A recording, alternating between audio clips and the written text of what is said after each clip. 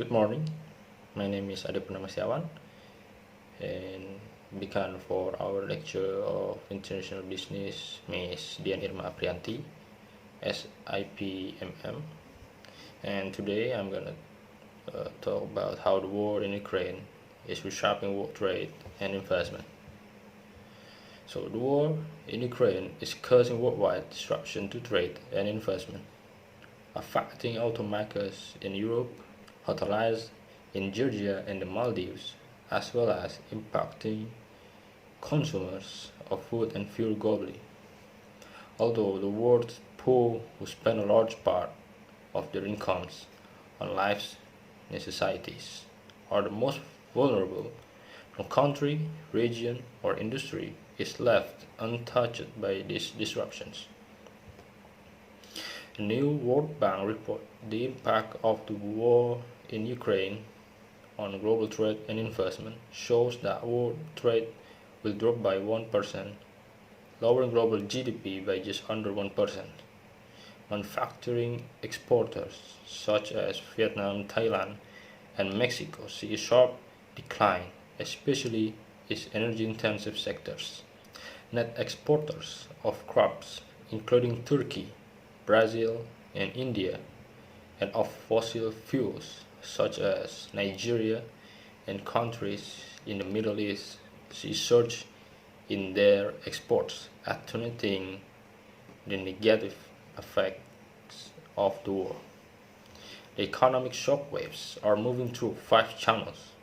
There is commodity markets, logistic networks, supply chains, foreign direct investment or FDI, and sectors such as in tourism.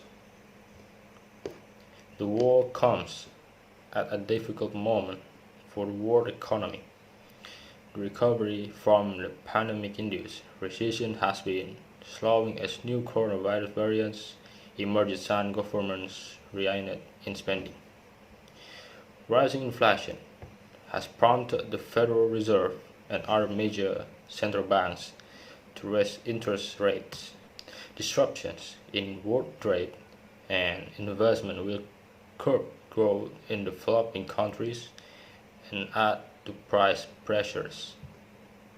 The potential for a food crisis is the most alarming concern. Prices of wheat and other grains have already soared.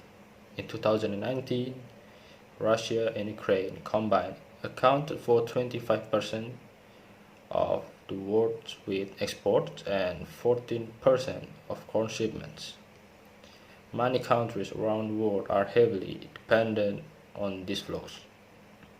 The Republic of Congo, for example, relies on imports from the Black Sea region for 67% of the wheat it consumes.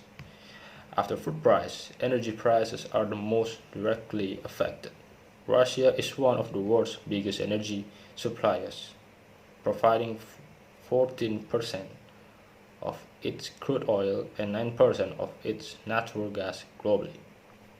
Our simulation generates a 7% increase in the price of crude oil, which in turn raises the cost of transportation and production in manufacturing, leading to a drop in exports. Higher price for natural gas, a key ingredient for ammonia fertilizer, will push up costs for farmers and reduce crop yields, further exacerbating food shortage. Trade policies interventions risk making a bad situation worse. Export restrictions further reduce global supply, while import liberalization measures and subsidies increase demand.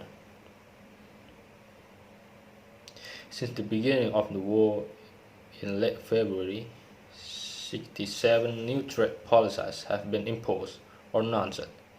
Export restrictions alone have added 7 percentage points to the price of wheat and risk igniting a tit-for-tat escalation. The war and resulting sanctions have severed key transport links between Russia and Ukraine and the rest of the world, disrupting trade more broadly. Russia's connections to European ports have been cut, and commodity exports to other destinations have been constrained. Ukraine's Black Sea ports have been blockaded or covered, leaving the country few routes for its commodity exports.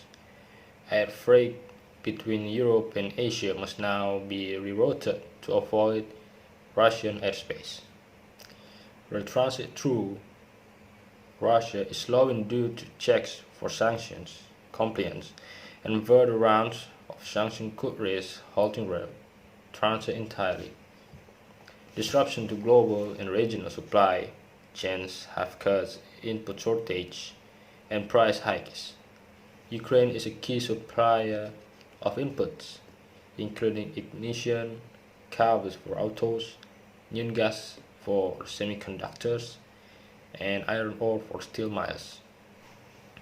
Companies making transport equipment, machinery, electronics, and food products are especially reliant on Russian metals, chemicals, fertilizers, and other commodities. Russia and Ukraine are not major players in the world's FBI networks, but the war will nevertheless have an impact on some countries and industries.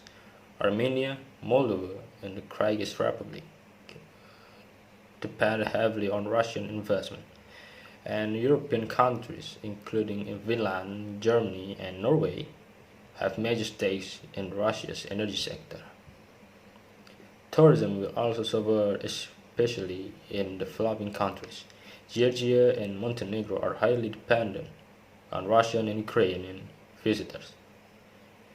A decline in global tourism will at least temporarily stall the industry's post-pandemic recovery as scheduled flights are disrupted and consumers resist their travel plans.